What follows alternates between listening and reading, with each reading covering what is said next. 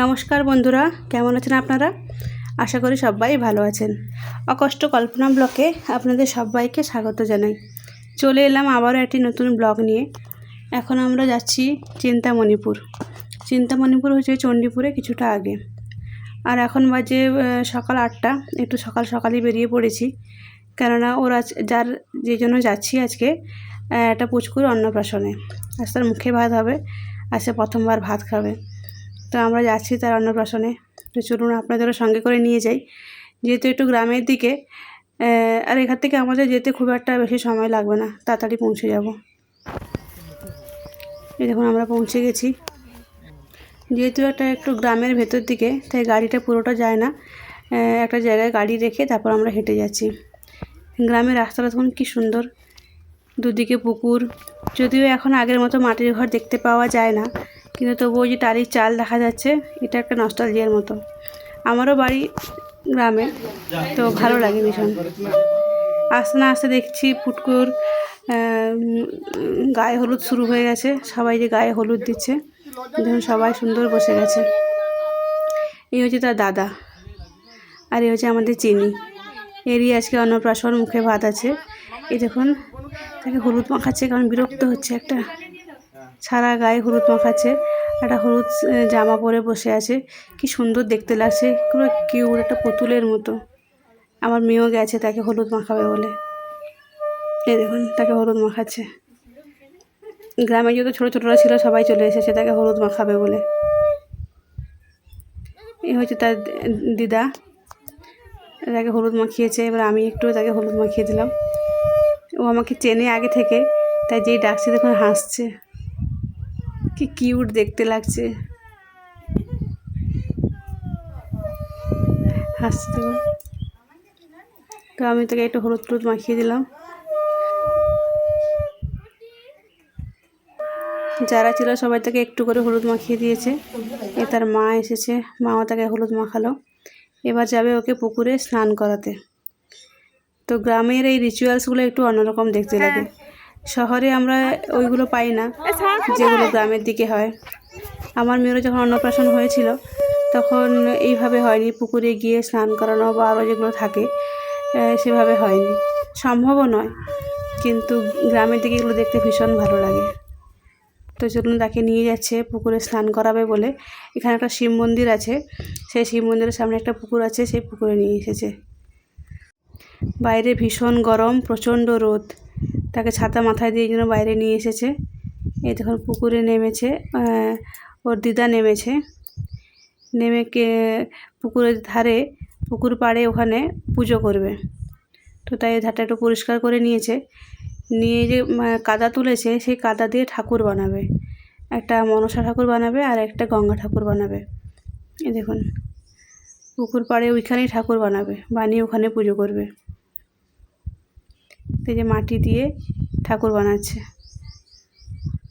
এগুলো আমি দেখেছি আমার ঠাকুমাকে করতে বা মাকে করতে, কিন্তু আমার শ্বশুরবাড়িতে একটু সম্ভব হয়নি।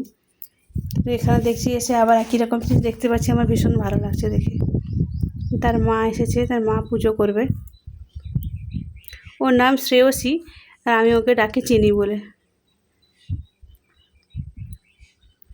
এই ঠাকুরের পুজোর জন্য থালা নিয়ে চলে এসেছে।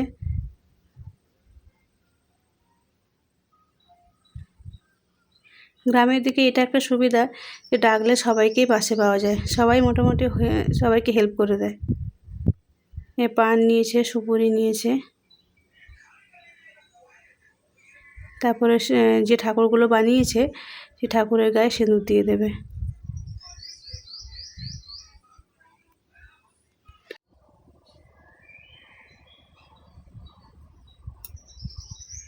এই দেখুন সুপুরি পান দিয়েছে। তারপর যে ধূপ জ্বালাবে, যেভাবে পুজো করে ঘরে সবাই।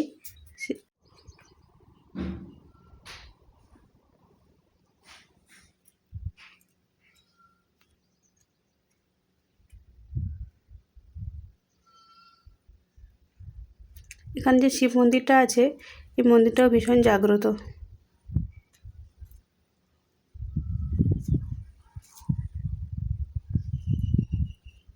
এবারে ফুল দিয়ে পুজো করছে।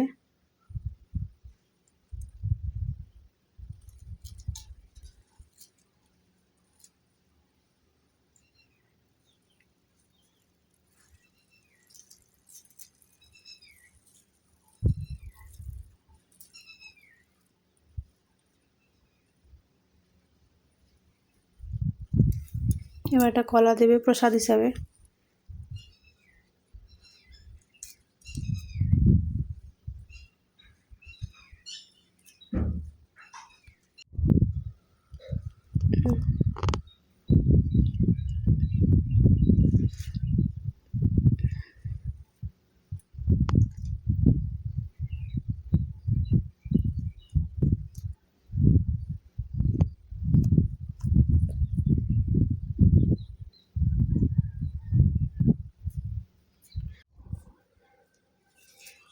গঙ্গা মাকেও প্রণাম করে নিয়েছে।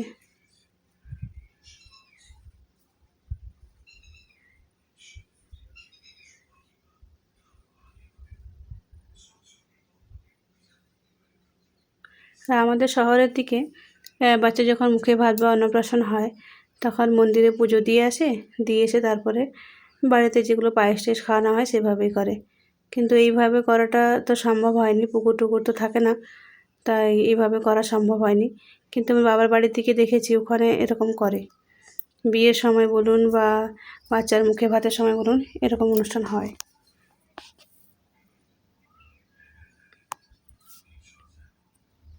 আর আপনারা কারা কারা এইভাবে দেখেছেন প্লিজ আমাকে কমেন্ট করে জানাবেন।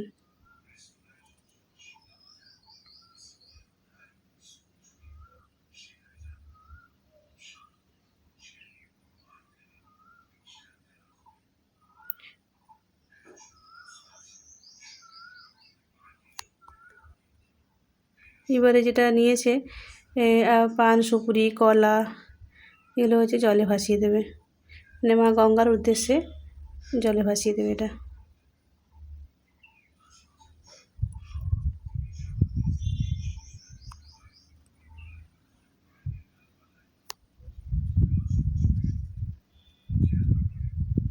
পুজো হয়ে গেল, এরপরে চিনিকে স্নান করাবে, পুকুরেই স্নান করাবে।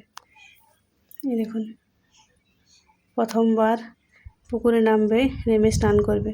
পুকুরে নামা বলতে খেতেও নামাবে না, ঘাটে বসেই স্নান করাবে। তার দিদা এসেছে স্নান করানোর জন্য।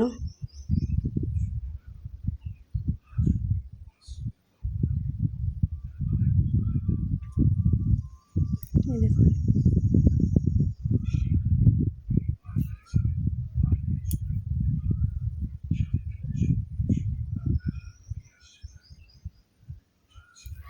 এই স্নান করাচ্ছে, প্রচণ্ড গরম, তার মধ্যে ঠান্ডা জলটাও খুব ভালো লেগেছে।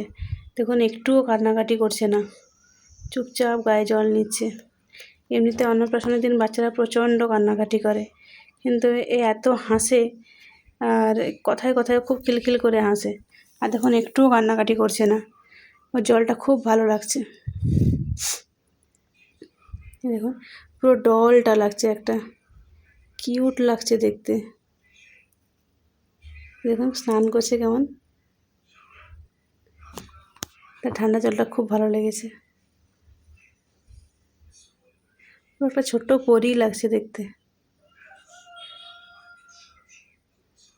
তার দিদা খুব ভালো করে তাকে স্নান করিয়ে নিয়েছে। এরপরে ওর মা আসবে, মা যে ওকে নিয়ে যাবে সেটা একটা অন্যরকম পদ্ধতিতে। এই দেখুন তার মা এসেছে বাচ্চাকে নেবে, কিন্তু নেওয়ার আগে তার যে আঁচল আছে আঁচলটা বিছিয়ে দেবে। এই দেখুন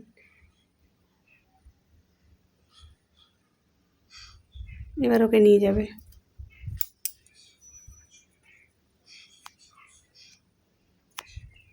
তো চলুন পুচকু এবারে স্নান টান করে, স্নান হয়ে গেছে, এবার রেডি হবে। ওর যে যে অর্নামেন্টসগুলো আছে সেগুলো পরবে। আর এগুলো পরাতে এত কষ্ট হচ্ছে, ও কিছুতেই এগুলো পরতে চায় না, ওর খুব অস্বস্তি করছিল, ও বারবার হাত পা থেকে খুলে ফেলে দিচ্ছিল। আর ও অন্নপ্রাশনে যেগুলো পেয়েছে, এই একটা হার পেয়েছে লকেট দেওয়া, আর নূপুর, 2 জোড়া নূপুর পেয়েছে,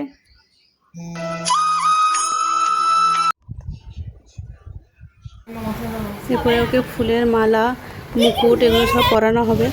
কিন্তু তাকে যে সাজাতে যখন বসি, এই কাণ্ডটা দেখুন, সে কিছুতেই সোজা হয়ে শোবে না। তাকে যতবার সোজা করানো হচ্ছে কাঁদছে, সে সাইড হয়ে শোবে, কিছুতেই সে সোজা হবে না, সে সাজবে না। এই দেখুন, তাকে যে আমার মেয়ে বলছে মা সাইডে এসে সাইডে সাজাবে, এইভাবে কি সাজানো যায় বলুন তো? তাকে যতবার সোজা করা হয় সে সাইড হয়ে শোবে। সবাই চেষ্টা করছে একবার সোজা করে শোয়ানোর জন্য। এই দেখুন, অবশেষে একটু সোজা হয়ে শুয়েছে। ঘুমিয়ে আছে বলে একটু সময় পেয়েছে ওকে সাজানো, নাহলে কিছুতেই সাজতে চাইছে না। একে তো ভীষণ গরম, গরমে বাচ্চা এমনিতে সহ্য করে না এত কিছু, কিন্তু একটা দিন তোকে একটু সাজাতেও হবে। তো অনেক কষ্ট করে ওকে একটু সাজিয়েছি।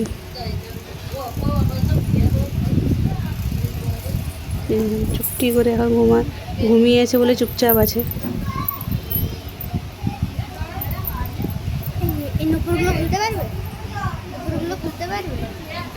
বাচ্চাকে সাজানো যে কতটা কষ্টকর, যে সাজায় সে ঠিক জানে।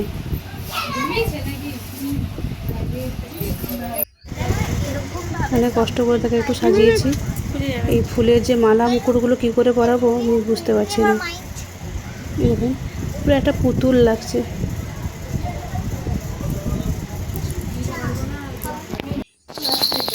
এরপরে ঘুম থেকে উঠে পড়েছে। তো আমার মেয়ে তাকে সবসময় একটা ঝুনঝুনি বাজিয়ে রেখেছে যাতে না কান্নাকাটি করে। তাকে ওই মুকুটটা পরানোর চেষ্টা করছিলাম, কিন্তু কিছুতেই সে পরবে না। তার মুখটা দেখুন, সবসময় মুখটা রেগে আছে, কেঁদে ফেলবে এমন একটা ভাব। দেখুন মুখটা দেখুন তো।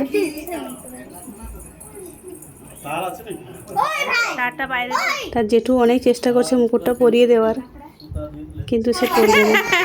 পাশে অবশেষে তার দাদাকে পরিয়ে দিয়েছে। সে বেচারা বুঝতে পারছে না কী করবে। ওর দাদাকে কেন পাশে বসিয়েছে বলুন তো? কেন ওর একটা ইনসিকিউরিটি ফিল হয় যে সবাই মনে হয় বনুকে বেশি ভালোবাসে, আমাকে কেউ ভালোবাসে না। আসলে এই সময়ে এই বাচ্চাদের যারা বড় থাকে তাদের ভীষণ প্রবলেম হয়। তারা সবসময় ভাবতে থাকে যে তাকে কেউ ভালোবাসছে না, তার বনুকেই সবাই ভালোবাসছে, আদর করছে। আসলে একবার ওর বাড়িতে গিয়েছিলাম, গিয়ে ওকে প্রথমে না আদর করে ওর বনুকে কোলে নিয়েছিলাম। তো ও সেদিন প্রচণ্ড রাগ হয়েছিল, সারাদিন খাওয়া দাওয়া করেনি, রেগে কান্নাকাটি করে ঘুমিয়ে পড়েছিল। এরপর থেকে যখনই যাই ওকে আগে আদর করে তারপর তার বনুকে। সবাই, তার মামা বাড়িতেও একই রকম জিনিস, তাকে আগে আদর করতে হবে, তাহলে ভীষণ ইনসিকিউরিটিতে ভুগে। এ ধরুন চিনি যে অন্নপ্রাশনে মুখে ভাত হচ্ছে, আন্না পায়েস খাচ্ছে, তার মামা খাইয়ে দিয়েছে তাকে। তার মুখটা দেখুন যেন কেঁদে ফেলবে। দেখুন প্রথমবার খাচ্ছে। তাকে খাওয়ালে তার দাদাকেও খাওয়াতে হবে, নাহলে তার আবার রাগ হয়ে যাবে। তো যারা যারা চিনিকে খাইয়েছে সবাই তার আগে তার দাদাকেও একবার করে খাইয়ে দিয়েছে।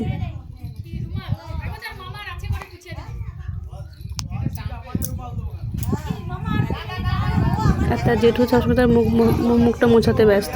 দেখুন কি তার বিরক্ত লাগছে একটা, এগুলো পরে থাকার একটা অভ্যেস নেই, তার উপরে গরম, একটা অস্বস্তি ফিলিং হচ্ছে। এমনিতেও কান্নাকাটি খুব একটা করে না, সবসময় হেসে থাকে, কিন্তু এখন তো এই গলায় মালা পরে যেটা বিরক্ত লাগছে। আমরা সবাই মিলে ওকে আশীর্বাদ করলাম। তার দাদাও তাকে আশীর্বাদ করছে।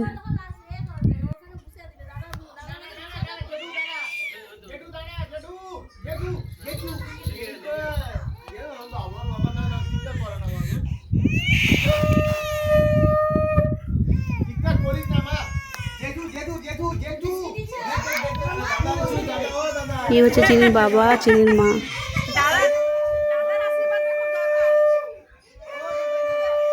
এই হচ্ছে দাদু, কাঁদছে।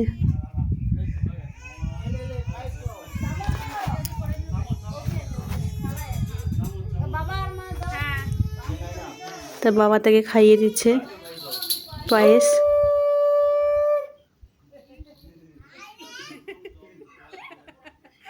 এই দেখুন তাকেও খাওয়াতে হবে। না হলে সে রেগে যাবে আবার।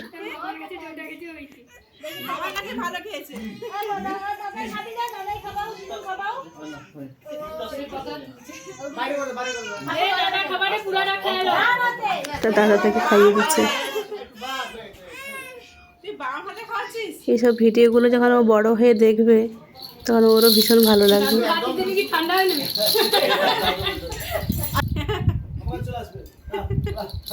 তা জেঠু দেখুন সবসময় তার মুখটা মোছাতে ব্যস্ত, তার জন্য একটু না এদিক ওদিক লাগে।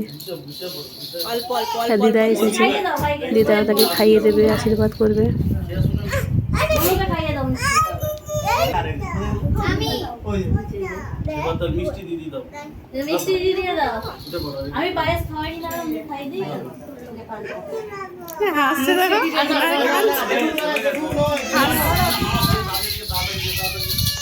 আমার মেয়ে সবসময় তার হাতে ঝুনঝুনি একটা, সে সবসময় ব্যস্ত যে যাতে না চিনি কান্নাকাটি করে, তার জন্য সে ওটা হাতে নিয়ে সবসময় তাকে ভোলাতে ব্যস্ত।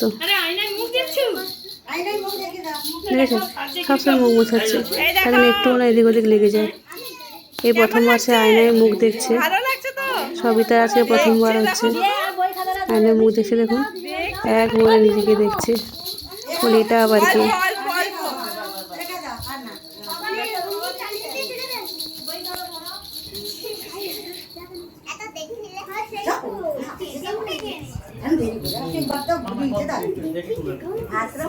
শুধু পায়েসটাই দিয়ে দেবে। এক দৃষ্টি তাকিয়ে আছে, চোখ কিছুতেই সরাচ্ছে না আয়না থেকে। আমার মেয়ে তাকে একটু খাইয়ে দিল।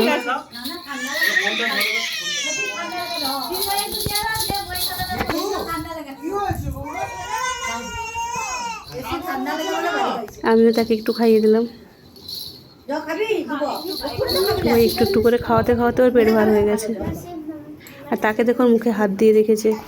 সবাই এর আগে এতবার পায়েস খাইয়েছে, ও আর কিছুতেই খেতে চাইছে না, মুখে একদম হাত দিয়ে দিয়েছে, পুরো গা ঘিরে গেছে, এতবার পায়েস খেয়েছে।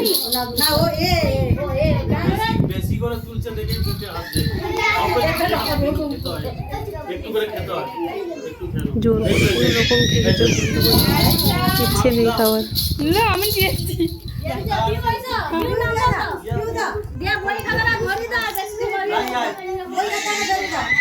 এরপরে যারা যারা ছিল সবাই একবার করে একটু একটু করে খাইয়ে দিয়েছে।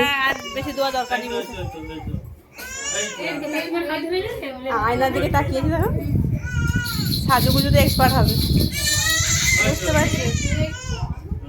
একটু খেয়ে না, একটু খেয়ে না।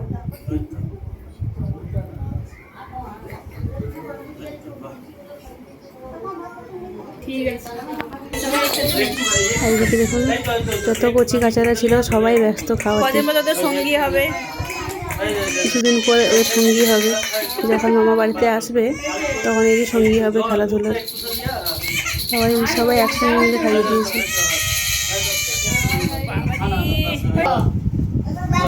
এরপরে আসল জিনিস যে অন্নপ্রাশনে যেটা মেন আকর্ষণ, যে বাচ্চা কোনটা ধরে, যেটা তুলবে নাকি সেটাই নিয়ে এসে বড় হবে। করে হাত দিয়েছে, তার মামা তাকে জোর করে পেন্সিল, খড়ি, পেন সব হাতে দিয়ে দিয়েছে, স্লেট, তার সব চাইছে, সবই পড়বে। তার মামা পারছে না, পেনটা জোর করে হাতে গুঁজে দিয়েছে। মামা জোর করে পেন দিয়ে আসলে বাচ্চার হাতের সামনে যেটা থাকবে সেটাই না তুলবে। তা দাদা খালি বলছে ABCD বইটা তুলে নে। তো এইসব রিচুয়ালস হওয়ার পরে সবাই খেতে বসেছে। আগে বাচ্চাদের খেতে দেওয়া হয়েছে, ওরা আগে খেয়ে উঠে বলে তারপর বড়রা বসবে।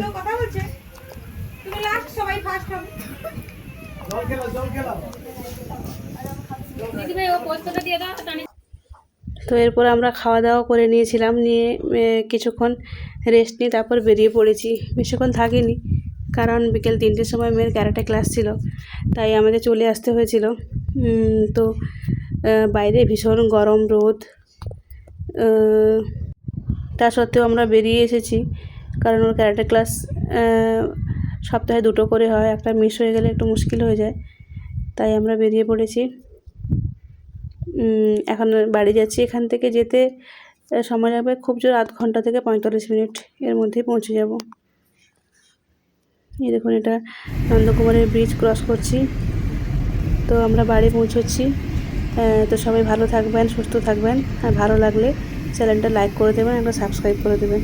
আপনাদের একটা লাইক আর সাবস্ক্রাইব আমাকে নতুন নতুন ভিডিও তৈরি করতে মোটিভেশন করবে। নমস্কার।